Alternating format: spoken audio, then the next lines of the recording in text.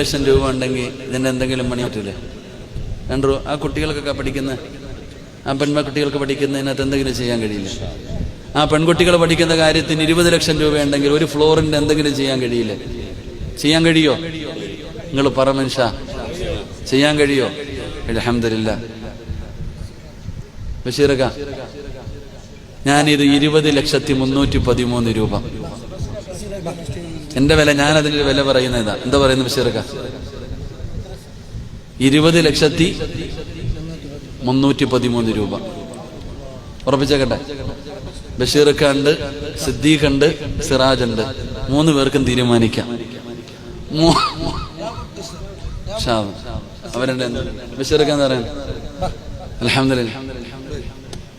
ബഷീറക്ക